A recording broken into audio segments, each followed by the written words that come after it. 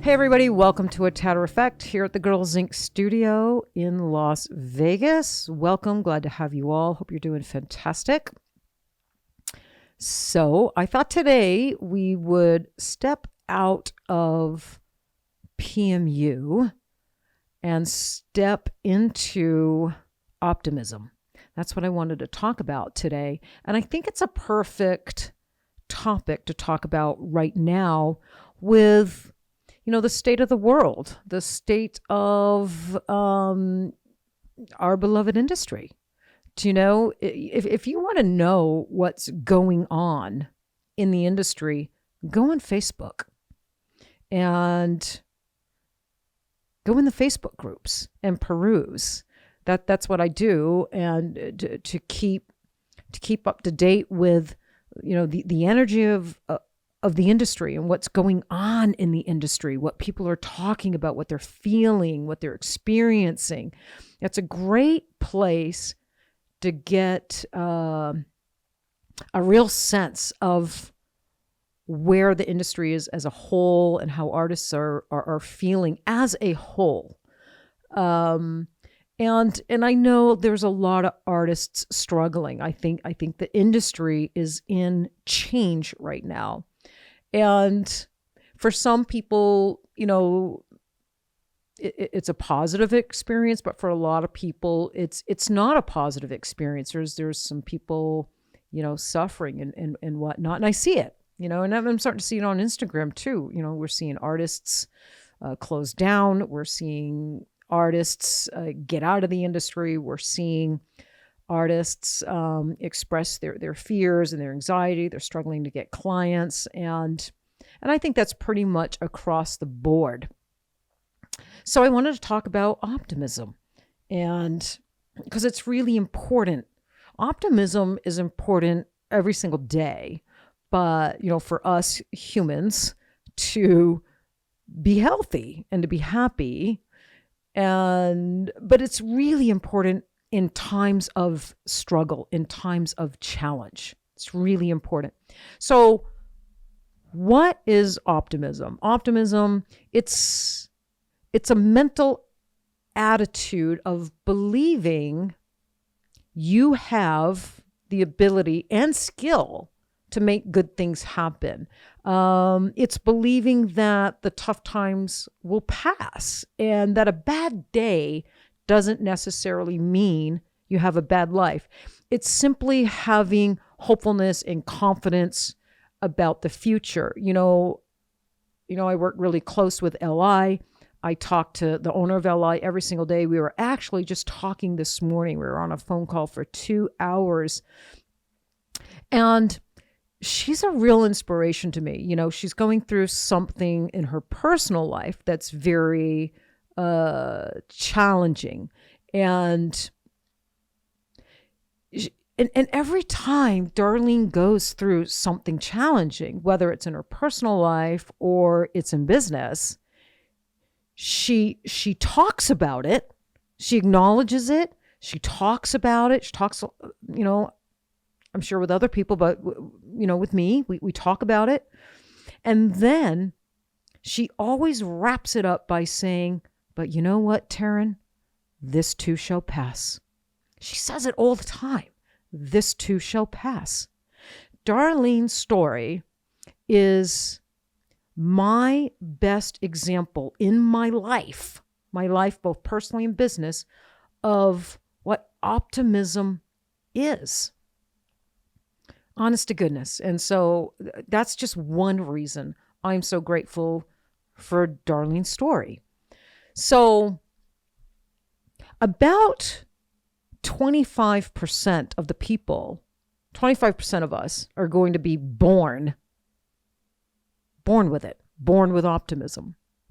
The other 75% of people, it's learned behavior. Did you know that, Willow? I didn't know. That makes a lot of sense, though. Yeah. But think about that. Learned behavior. So if you are not one of the lucky 25% that were born with optimism, positive thinking, it can be learned. 75% it will all boil down to you. Learned behavior. It would be really interesting. I'm sure, how would you get statistics on this? But of that 75% where it's our responsibility to learn it, I wonder the percentage that actually do learn it and live it, and how many do not. But how could you get I guess you could do it like, those little small study cases, and I mean, that's what they do for a lot of things. But I thought it was interesting. So let me ask you, Willow, were you born with optimism? Absolutely not. No. No, it's very much something that I've had to put effort into becoming, and a mindset I've had to generate for myself. Before I was like 20, I'd say that I was pretty pessimistic. Yeah. I was not positive and optimistic with like my outlook on life or my situations. But then I realized that you can't get better if you're constantly being negative. You're only bringing negativity to yourself. Right. So it's something that I did have to learn. So yeah, it's nice to know that I'm part of the majority. You're part of the majority. That has to learn instead of the minority. Yeah. Yeah. And Olivia, what about you? Were you born with optimism? I was. You was? Yeah. Well, of course you were. Of course you were, Olivia. Now that you're telling me that, I realized that I didn't understand why other people couldn't be optimistic until now. Why is just not everybody optimistic? Yes, but Olivia, you lost your optimism. Now I'm going to get a little personal, and I hope you don't get mad at me. But you were in a relationship where your partner was not optimistic. Yeah. He was negative. You lost your optimism. And I don't know if you noticed, Willow, but I noticed, Kat and I noticed, we noticed because we kept asking you. We noticed a change in you. So although you were born with optimism, when you came on to Girlz Ink 4 years ago, you were optimistic. Mm-hmm. You ended up in a relationship with a partner who was not. And that drained or, it took your optimism or overshadowed it or suppressed it, something. Yeah. Right? Yeah. It was a struggle. But then you recognized it. Mm-hmm. And you were able to leave the relationship. And now you're in a relationship with a man who's optimistic, so positive that he gave you a baby, right? Yeah. Because you're about 8 months pregnant. Yeah. Yeah. Oh, by the time this airs, I'm sorry, your 8 pregnant's right now. You're 8 months pregnant right now. But by the time this airs, there's going to be a little baby crying. Yeah. Hopefully not crying too much. But yeah. So, isn't that fantastic? Yeah. You had to go through that to recognize how important optimism was. Yeah, and how important it is to protect it too. To protect it. And I don't think everybody has the wherewithal, right? Or the awareness or the strength or the courage to protect it when they end up in relationships like that. Yeah. Right? It's exhausting. Yeah, it's exhausting. But I found that to be interesting. So 75% of the people, it's learned behavior. So think about that. You know what that means? If you are not born optimistic, you can learn how to be optimistic and learn how to apply it to your life. So I think that's fantastic. Personally, I would say I was definitely born optimistic. I was born optimistic. And probably because I have a very optimistic father, but I had a very pessimistic mother. But I was really close to my dad growing up, and still am. And I was around him a lot, and we would run long distance together and whatnot. And I was super athletic and on sports, and I was a leader. And I think although I could withdraw and retreat and be a loner, and dealt with some tough times as a kid, I think overall I was optimistic until I got bullied, and I went through a couple of years of being horribly bullied. And I think that changed who I was born to be. I think it changed me. And so and by the time I was, in my early 20s, I'm in a dark place. I'm super depressed. I don't want to, bore you guys with too much of that, but I had to find my optimism again. And it was a lot of work. It is not easy to be optimistic. It's not, it takes a lot of work. I know how hard I worked to find my optimism again and get back to being an optimistic person. And it's certainly not consistent for me. I have to be always aware of it and conscious of it. So let's clarify this, because there's practical optimism or practical positivity, and then there's toxic optimism. And so what is the difference? So practical optimism, it's rooted in reality. And although you have a positive mindset, you are optimistic, right? And you believe and you have hope and that everything will ultimately be okay. You also acknowledge your negative, sad and fear-based emotions. You don't minimize them, right? You acknowledge them, you'll feel them, you'll talk about them, you process them, and you don't minimize them. Toxic optimism is where your negative, sad, fear-based emotions or experiences, you reject them, you suppress them, you push them away, you ignore them, and instead they are replaced with this false facade of happiness or cheerfulness, I guess is the best way to put it. And you don't talk to anyone about them.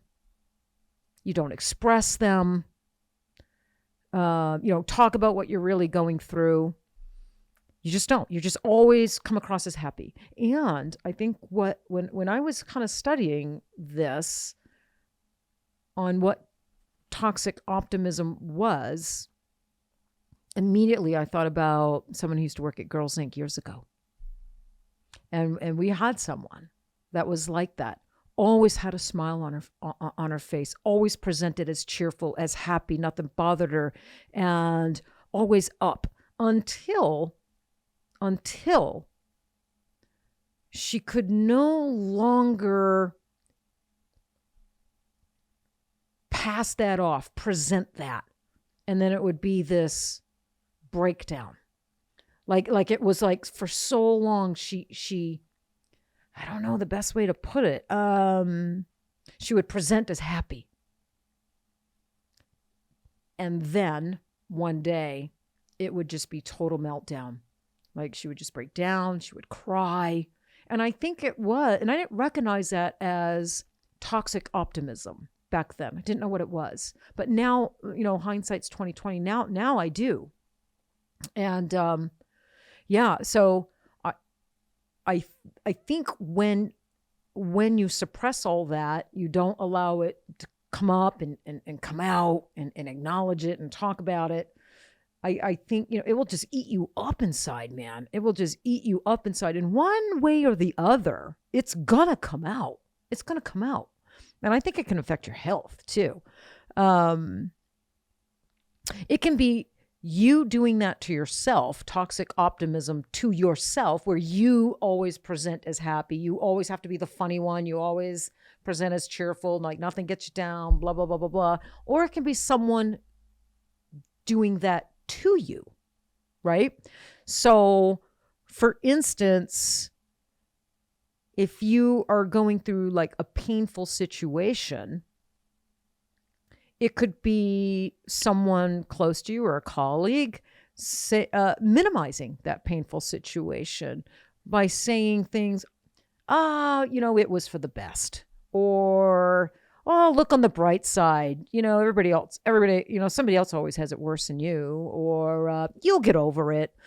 Things happen for a reason. Those cliche saying, minimizing the pain that you're in, the suffering that you're in, so it can be something that you apply to yourself. It can be something that's applied to you by someone else.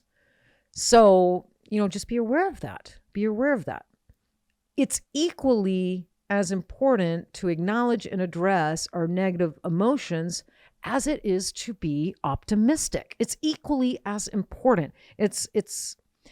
We need to process and work through those negative emotions, those fears, those struggles, those challenges that life brings us, because life can be cruel sometimes. It can be hard sometimes. Business can be hard sometimes. Our personal relationships can be hard sometimes. And it happens to all of us. It's life. And when we recognize, acknowledge, talk about, and process through those negative emotions, whether it's fear, anger, sadness, depression, whatever it is, when we are acknowledging them, that's us being authentic and true to ourselves. That's us actually being good to ourselves, right? That's being good to ourselves. It's validation that all of our emotions and feelings are valid. And it's really, I believe, the only the only way to a truly happy and healthy life is being honest about all the emotions that we feel.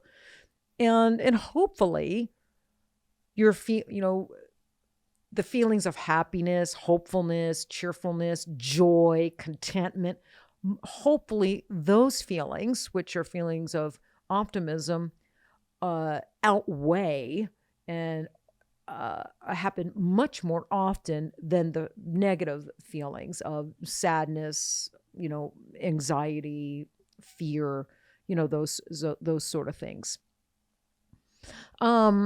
Optimistic people, I think one of the big differences is optimistic people recognize difficult emotions and situations. And instead of dwelling on the negative aspects of that situation, we make a plan, man. We make a plan and we take action to improve or overcome those challenges. We do. I know how I operate, man. And I definitely acknowledge my negative emotions. I don't even know if negative is the right word. Probably. I don't know other way to, when I say negative, I mean, it's like a whole bag of, it could be fear, sadness, being overwhelmed, not feeling good enough, not believing in yourself or your project, that kind of thing. The opposite of optimism. When I'm feeling those things, and those things do come to me, I definitely acknowledge them. I'm really lucky that I got Kat as my partner, and I can say them out loud. I can tell her that I'm feeling these things, and I'm not doing good this particular day. And she's really kind and gentle with me, and she knows how to talk to me to where I can start processing them and working through them and getting back to optimism if I'm ready.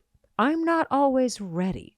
There's sometimes when I feel those emotions, I want to sit with them for a day or two.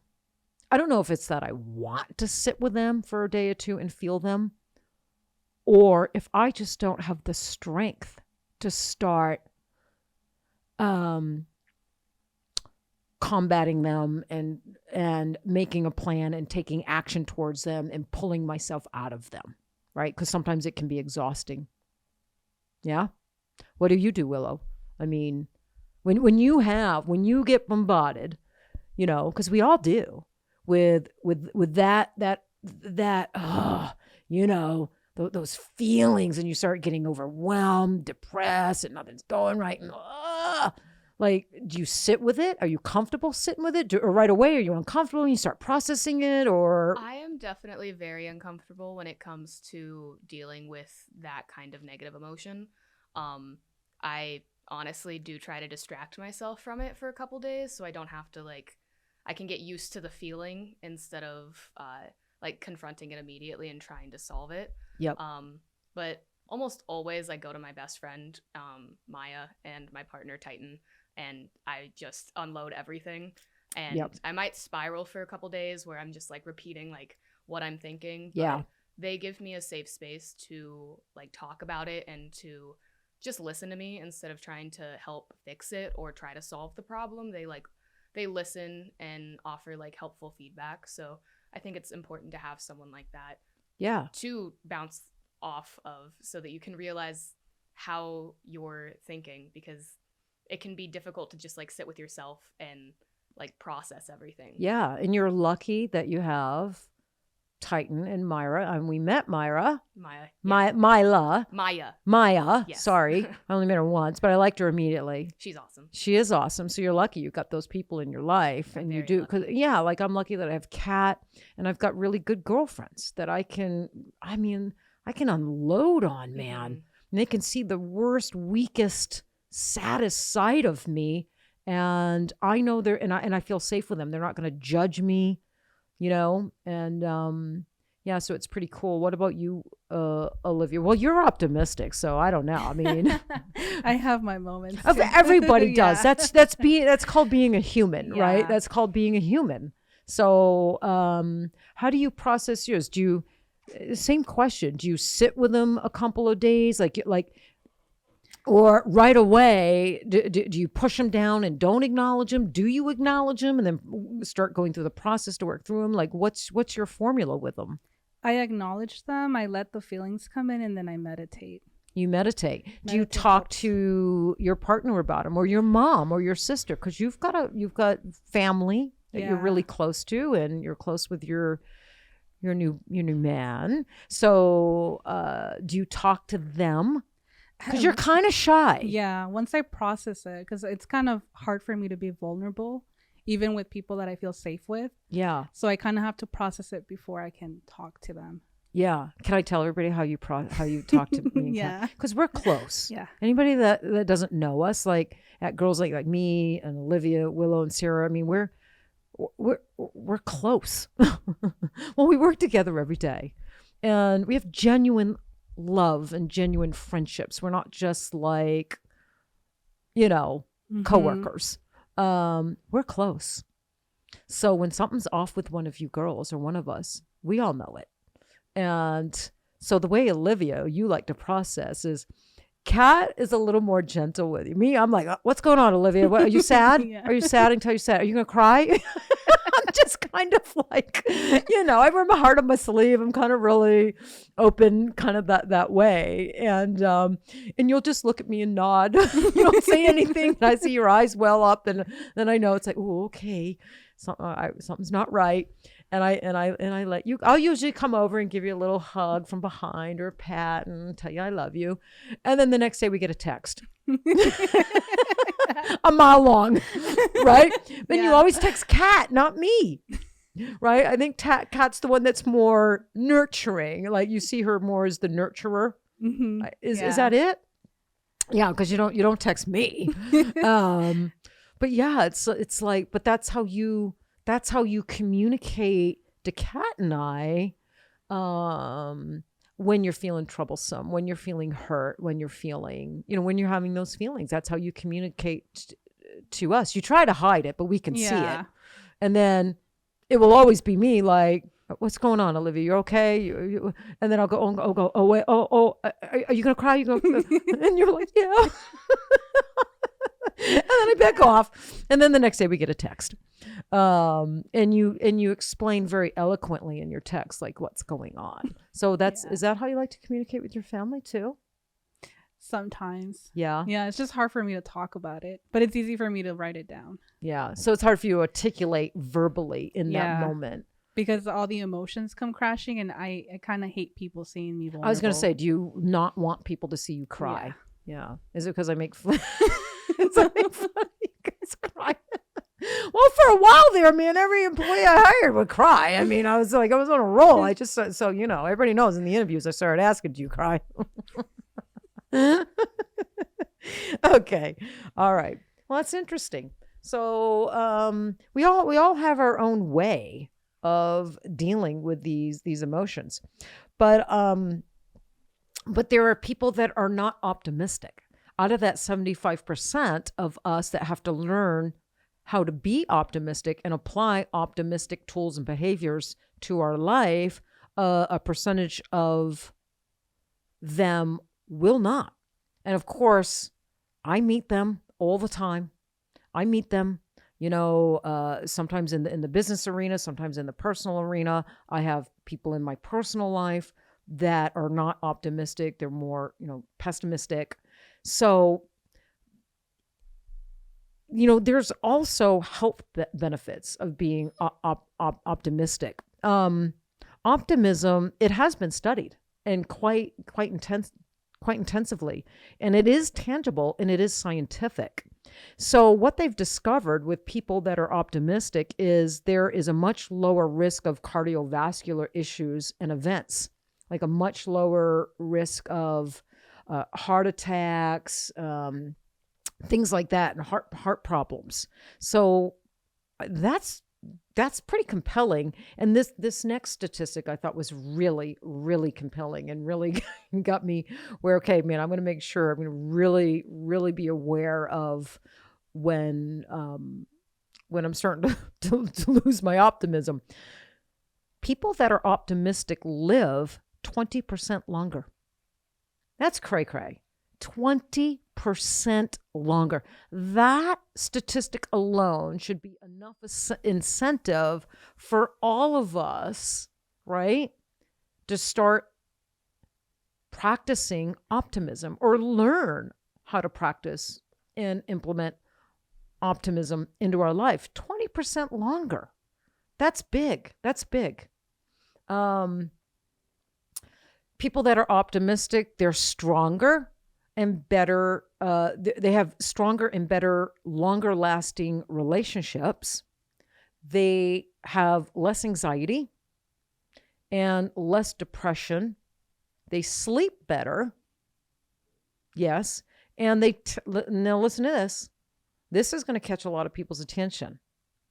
People that are optimistic tend to make more money, and they absolutely save more money. I thought that was pretty interesting. So if the living 20% longer doesn't catch your attention, making and more money should catch your attention, right? So you make more money, you're going to need more money if you're living 20% longer. So it's a good thing we make more money if you're optimistic, because we're going to live longer. So we're going to need it. But yeah, I think those are all really, really highly really good incentives to take a look at yourself and be honest with yourself. Are you optimistic, or do you struggle with optimism? Do you need to work on that? Exactly 1 year from now, our lives can be better. It can be the same, or it can be worse. And this is our decision. This is our choice. And we can freely choose whether we want our lives to be the same, better, or worse. We can choose to take the steps so our life is better 1 year from now. We can also choose to do absolutely nothing. Personally, I want my life to be better 1 year from now. We were just discussing this today, all of us, like some things that were that were overwhelming me and taking away from my happiness and my energy. And we were talking about that today. We've talked about that a lot at Girlz Ink as a group the last year, I think, on these issues. And we've talked about them so much, and they became and they were so real, and we took them so seriously that we've made some changes and some pivots and some adjustments with our business model and with some things at work, so we could experience more happiness and find that work life success and happiness kind of balance, right? So I think that's important to do. So how to become optimistic? Remember, 75% of us have to learn how to be optimistic. So I got a list here of things. So you can start to build optimism by visualizing, right? Visualizing or imagining your life in the manner it would make you happy. Imagining the life that you want, kind of like daydreaming. You know, ever since I was a little kid, I was a daydreamer. And I wonder if that's why I was optimistic and happy and hopeful as a kid, because I was a huge daydreamer. I dreamed about what I wanted in my life. And I you know, as much as I loved Maine and my family, I wanted to leave Maine. I wanted to come to the West Coast. I wanted, you know, I wanted things for myself that my cousins and, you know, and the people around me maybe necessarily didn't want from themselves. They wanted something different. I knew I was different. And I'm wondering if the daydreaming had a lot to do with that. So visualizing and imagining your life the way you want it, the way it would make you happy, a future for yourself where everything turned out the way you wanted it, right? What a wonderful fantasy. That alone can change your mood and start building optimism, right? If you start imagining what you want and it came true, right? That alone can change your mood. Kind of, let me word it like this, because some people think like, oh, that's just stupid, sitting imagining a life, you know, and oh, how can that change my mood or change, you know, my feelings? Or, well, you know, you could, all of us sit and watch movies, right? You can watch a movie, and you can watch a movie that is so uplifting, you know, so uplifting. Maybe it's a love story or, you know, from, you know, down and out to triumph. Like, you watch Rocky. Kat and I just watched the original Rocky like 2 weeks ago. I haven't watched this. I don't even know how long. Doesn't that movie just inspire you? But we watch movies that evoke feeling in us, so much feeling us that we will laugh out loud. We will cry, tears coming down our face and snot, and we got to go get tissue, right? A fake Hollywood movie can do that to us. Make us feel that much emotion, make us that happy or that sad if you're watching a sad movie. So we should be able to do that for our own selves. Play the movie of the life that you want in your mind and feel it. I think that's really, really important. I think it's super important. And then it's important to follow up that visualization, that imagining, with setting real goals and realistic goals that would actually make that future a reality. And of course, everything needs to be realistic. You know, I think sometimes people talk, you know, when they're talking about manifestation, they just think you just got to close your eyes and think of, you know, a bag of money, and a bag of money just going to show up, or, you know, just if you think hard enough about, you know, a diamond ring is just going to show up around the corner somewhere. And it's not like that. It's not like that at all. It's like it has to be like realistic, things that are within your reach and that you can actually make happen with your skill, with your knowledge, and with things that you're capable of doing. Okay. Notice the good things when they happen and acknowledge those good things. Right? I have people in my personal life, in my family, that you just don't see nothing good. You just don't see, they focus on all the shit. Pardon my French. But they do. They just don't see anything good. And it's almost like they don't want to see the good, right? So I think that's one thing I'm really good at is seeing the good and acknowledging the good. And it feels good to see the good. When something good happens, that you're responsible for. Like you've set a goal and you achieved the goal.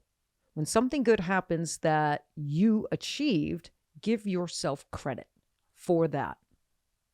Stop and pat yourself on the back and give yourself credit for that.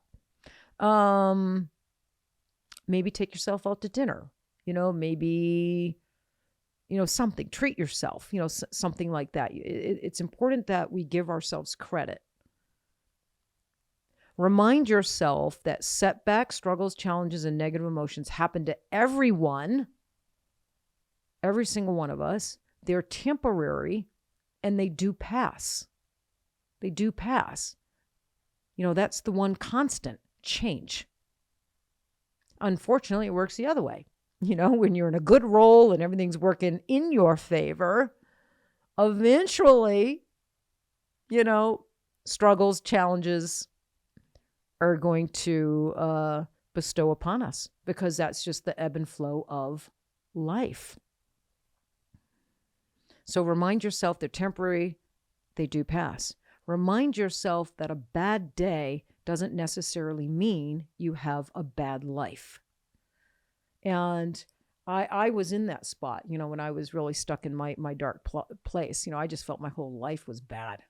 I just couldn't separate a bad day from, because it was one bad day that went into the next bad day, to the next, to the next, to the next, for a few years.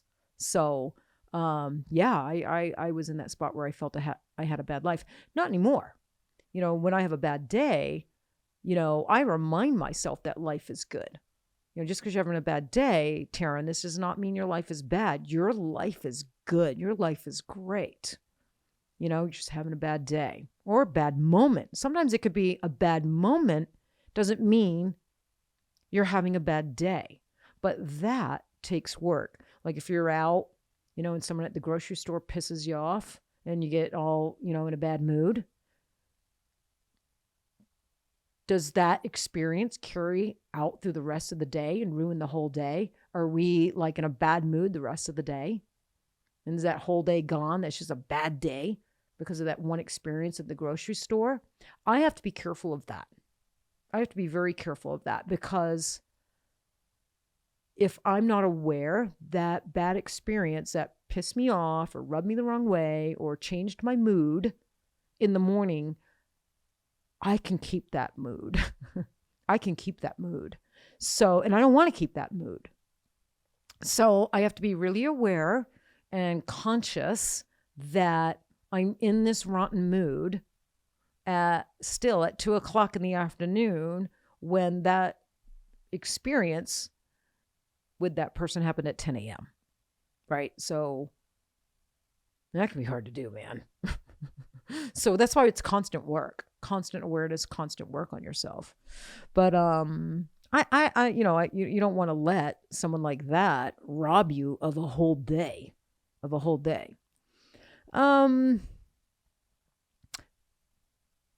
Easy one. Surround yourself with optimistic people. Surround yourself with optimistic people, or people that are working on being optimistic. They're aware, they're conscientious of it, and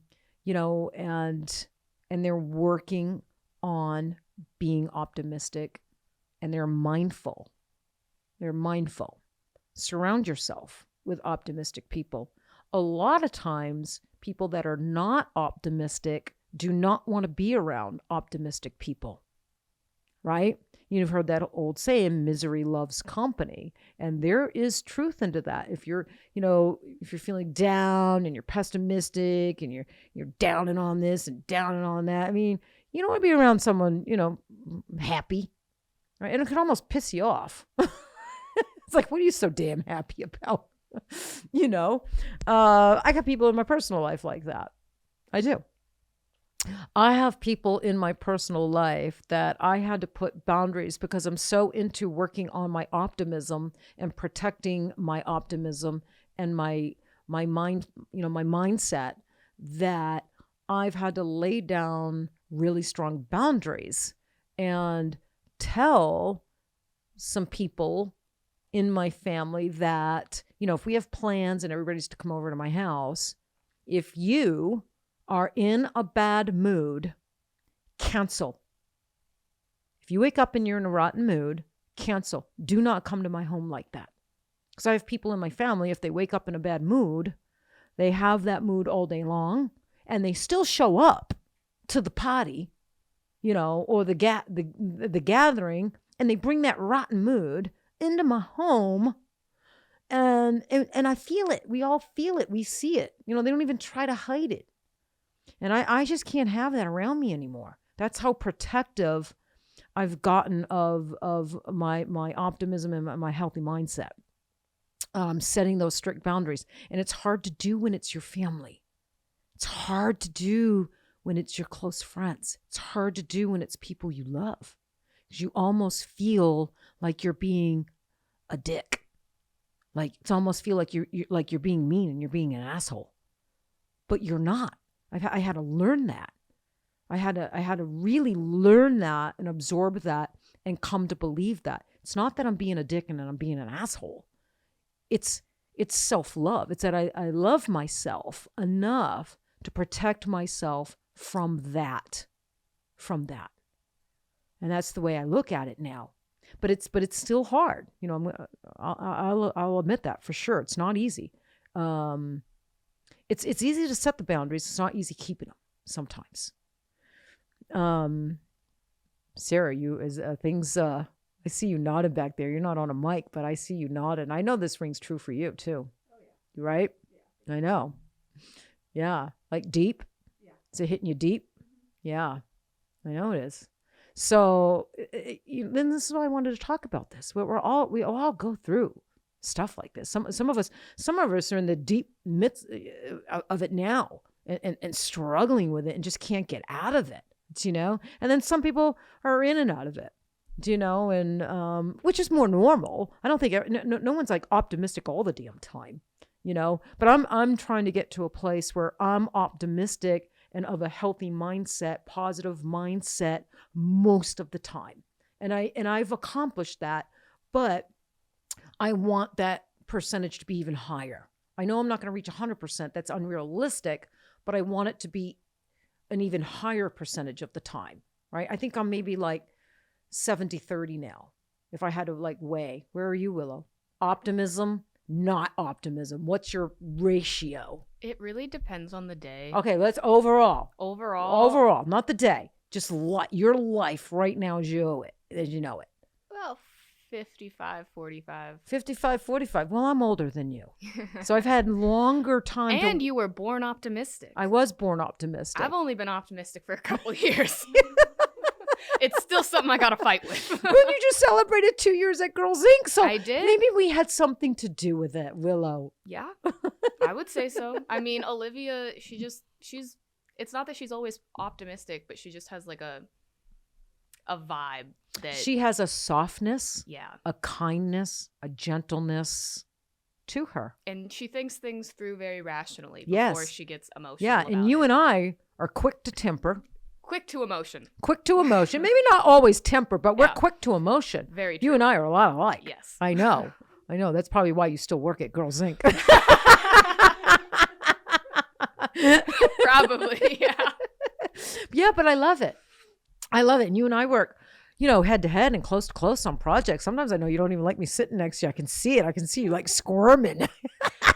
But I don't care. It's just closeness. I know it's closeness. I know it is. And I ignore it. I respect it, but also, it's I don't know. I just think there's a genuine love and respect between us that, it is what it is. You're you, I'm me. And, and I don't know. And we've just found our comfortableness together. Yeah. I mean, you and I have never had a bad moment, fight, nothing like that. No. And we're both emotional and our moods can change and shift throughout the day too. Yes. But you and I deal with chronic pain. Yeah. Me, migraines, and you have your things that you deal with. So we both deal with chronic pain, and I think that comes into play. Definitely. For you and I. Definitely. Right? My pain is very much a factor when it comes to my mood. Yeah, 100%. I don't want it to be, but it's just. Yeah. But it's hard living with chronic pain. It's is. hard. We manage it, and you and I don't take pain pills. We're not managing it that way. We're managing it with, we're just managing it the best way we know how. Okay. Practice positive self-talk. I do that. I practice positive self-talk. So I have a whole, it's about a 10-minute affirmation that I say. And I say it every day on my drive to work. And sometimes I'll say it, different times throughout the day. But I think practicing positive self-talk is really, really, really important. Having like this whole monologue that you say. And, maybe one of these days I'll just sit down and I'll go through mine. I'm not going to now because we're starting to run out a little bit of time, but I have a whole monologue. That's probably 7 to 10 minutes long. It's all positive self-talk.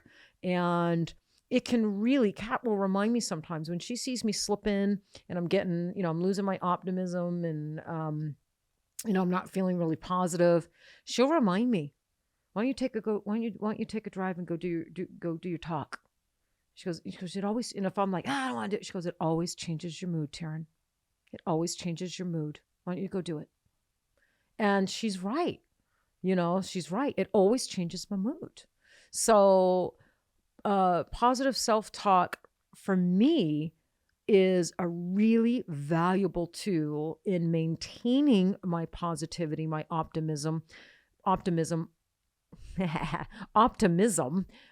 or getting back to optimism. Very powerful for me. Put together an upbeat playlist with songs that make you feel good, uplifted, happy, want to sing, want to dance, want to rock and roll, want make you feel like you're a badass. That is also a very valuable tool for me. I have a playlist, and it's, it's probably an hour long, and it's just all my songs that just can pull me out of, it's called the Disruptor playlist. That's what it's called on Spotify. And it can disrupt an unhealthy mindset and some of those negative thoughts and racing thoughts that I get. And it can get me back to optimism. Some of my songs are, I love Saturday Night Fever by the Bee Gees. I mean, that's the number one song on my playlist. That's like number one. And then it goes into One Republic, Counting Stars. And I just have this whole, and they're all upbeat. None of them are slow. None of them are sappy. None of them are about losing love, or they're all upbeat. Imagine Dragons. Yeah. They're all just upbeat, powerful, triumphant, great songs that really uplift me and can get me out of a bad mood. Turn off the news. That's a huge one. And I had to do that. So I like being educated in what's going on in the world. I like being educated in what's going on in America and in the economy. My dad raised me on the news. As a kid, I had to sit down and we had to watch the news. As little kids after dinner, my dad made us watch the news, right? Kind of. And because he wanted us kids educated and in the importance of world issues and whatnot. And I think that carried with me. So I watched the news, but I got to a point where I had to stop watching it because it's painful, it's scary, it just brought me down and whatnot. But I don't want to be uneducated. So so I do go on a little bit and but not like I used to, not nearly like I used to. So I mean, that can be a source of an unhealthy mindset and a feeling of hopelessness and sadness and fear. So if you have to turn off the news, turn off the news. I got some friends close to me. I got a family member, man, they should damn well turn off the damn news. I'll tell you, it's because it's ruining, it can ruin your life, the news. It can ruin your life. I watched it happen with someone close to me. Ruin them, change them. And now they're an angry person. They're angry. So be aware of that. Get active and do activities you enjoy. right? Roller skating, rollerblading, gardening. Last week, I told you girls, I'm taking 3 whole days off. I'm taking a long weekend and I'm not working. And I hadn't done that in I don't know how long. And I planted. I went to Star Nursery. I took Samson with me. We picked out plants and I planted and I dug holes in the ground. I almost broke my back. I had to go to Home Depot and I had to buy a pick because we have caliche out here and I kept hitting rock and I was getting frustrated. So I don't know if it was good for my mindset or I wasn't very optimistic about digging a hole. Let me tell you that. And then I go to, Home Depot, I buy a pick and I'm like, oh, okay. Now I'm feeling a little optimistic. I'm going to get this hole dug. So dug the hole. And day 3, I had more plants, to put in the ground and dig holes. But day 3, I wake up, I need an 800 Motrin, my back is killing me. And I call my man Juan, who's been my landscaper for 12 years. And I needed a little help on day 3 with a few of the holes. But but being in the backyard and aerating my grass, planting seed, being around my plants, trimming my bushes, I just love it. I turn on the music, I bring the fur babies out there, and I'm just in nature and I'm planting, and I absolutely love it. And I don't think about work or anything when I'm doing that stuff. So get active and do things that you enjoy. It's really, really important. Do something new. Right? Sometimes getting out of your comfort zone can create new excitement for life. And it really, really, really can. When I got kind of sad and depressed and kind of in a funk when COVID happened, I started quadding. Kat and I started quadding.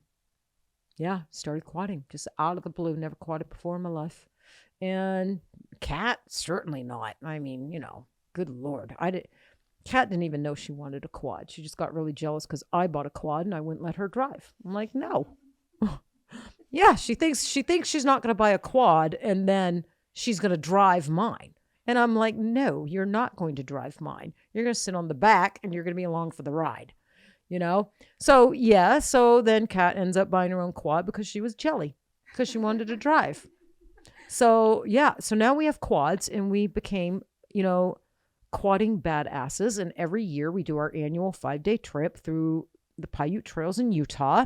And there's 10 of us girls and it's fantastic. And I never would have known that I liked quadding. I never would have had, that experience of seeing the Paiute trails and nature that way. You only get to see these areas if you're on a quad. You cannot take a vehicle into these areas and you can't hike at them, hike up into them because they're so deep and vast. So you go in a quad. And so that was fantastic. So try something new. There's something you wanted to try. And then I guess lastly, I'm going to acknowledge that for some people, it may be impossible to become optimistic if you suffer from, mental illness like severe depression, anxiety, and getting treated, seeking professional help and getting treated is going to be really good for you. And that can calm your mind, help you, calm the anxiety, help you with depression. And once that's addressed and you're getting treated for that, then you can start working on your optimism. Because I think I know there are, because it was me at one point where you can't be optimistic because you need professional help. You need to go seek help because you're so depressed. And I think COVID did that to a lot of people. I think some people are still suffering from that. So, don't rule that out either. And there's no shame in seeking professional help or admitting you need professional help. Admitting that you have anxiety or depression and you just can't get out of your own way. You can't get to optimistic thought and application because you just can't. You just can't because you're suffering. You're just suffering and you need help. So I hope for those that do need help, you find the courage to do that for yourself, you know? All right. That was my list of how to get back to optimism. And it's not easy. It's not something you do overnight. And I'm talking about practical optimism. These are all tools and things you can do to find your way back to optimism, to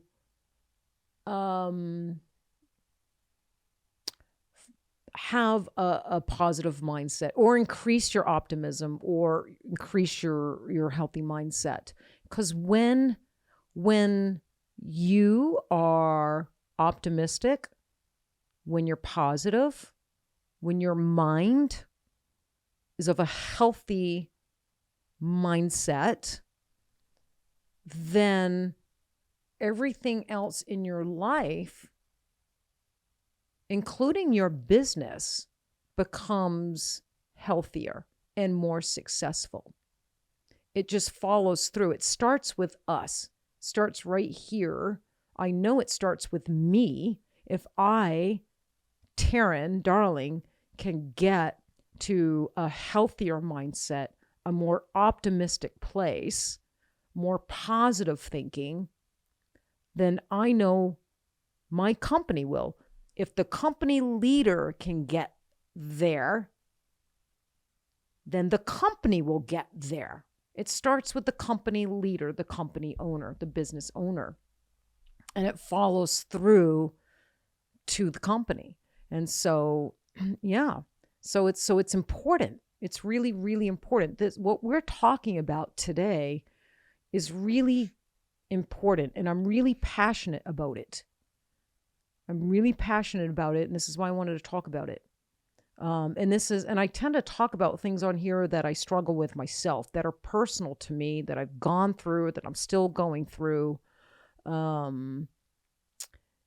Yeah. So, you know, and I've been pretty honest and open about that, but very, very, very, very passionate subject to me. Yeah. And I think it should be talked about more openly and more genuinely, more honestly, right? Because this shit ain't easy. Getting to an optimistic place and a healthy, a positive mindset, it's not easy. You know, I think sometimes these cliche quotes, you know, makes it feel like this is easy. This is not easy work. You know, it's not easy work. It's not easy getting there, and then then it's not easy maintaining it and being consistent, right? And then when you do have days where you're feeling negative and scared and emotional, allowing yourself to feel that, and that's not failure. That's not failure. That's human, right? And just not allowing yourself to stay there too long. All right. You have anything else you want to say, Willow? I think you covered it. Yeah. Yeah. Yeah. You, Olivia? Yeah. Really good. All right, so let's just got a couple announcements. So on May 11th, you guys, that's coming up. Olivia here, she, you know, if you don't know about Olivia, she's got a 4-year marketing degree, and she's been at Girlz Ink for 4 years. And she launched a Facebook course. Her Facebook course is launching on the Girlz Ink Training Academy on May 11th. And this is not like a cookie cutter course at all. This course was developed because Olivia does our Facebook ads. Olivia took over our Facebook ads, 3 years ago? Mm-hmm. And we are no longer using a Facebook, you know, like an ad agency or, you know, someone that does Facebook ads. We did. And I have no problem. Let me put that out there. No problem. No beef with, you know, marketing agencies. Nothing at all. Our experience was actually really good. But I wanted to do our own ads. It was always something that I wanted to do. So we bring, here comes Olivia. She takes over our Facebook ads 3 years ago. And through trial and error, of course, nothing happens overnight. Nothing happens the first time around. You have to play with a lot of different things. But so now the Facebook ads that you put together for us, Olivia, whether it's to bring in clients for the store, for the academy, right? We have 3 different ads? I think 3 different ads, right? Yeah. That you do. Sometimes we'll do a specialty ad if we've got something launching. Very successful. They're very, very successful. And we wanted to empower other artists to do their own Facebook ads if you so want to. And you can. You can, you guys. I am not as smart as Olivia. I'm not. You're super smart. You're different kind of smart than me.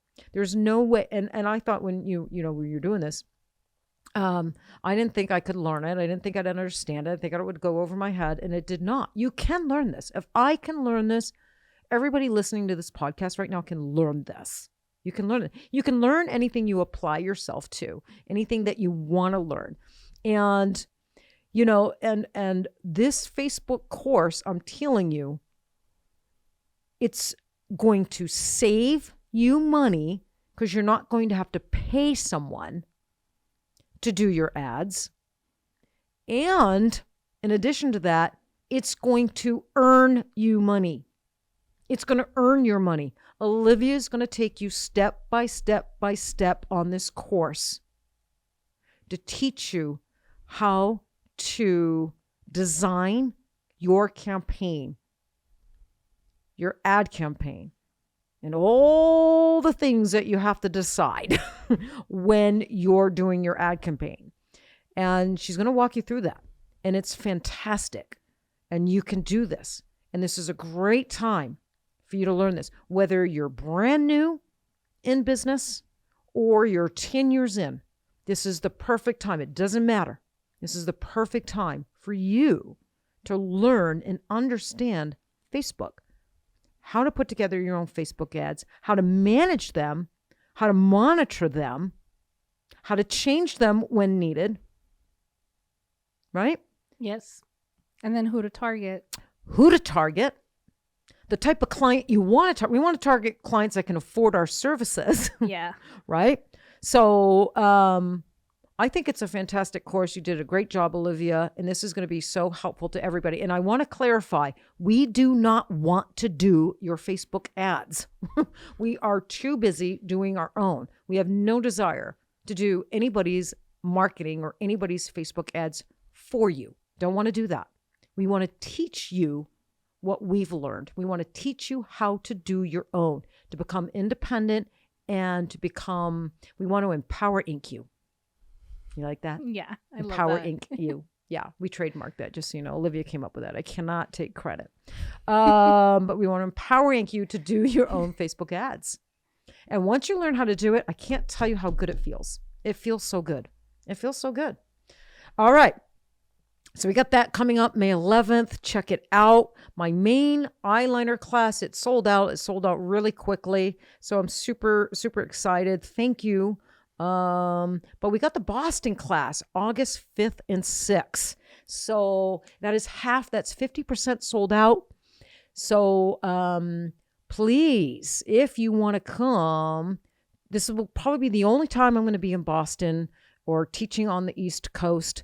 So August 5th and 6th, it's a 2-day class. Day 1, it is going to be all day. We're going over skin, pigments, depth, saturation. We're going to talk about all that stuff that directly affects your healed in color results. And it's so good. It's intense.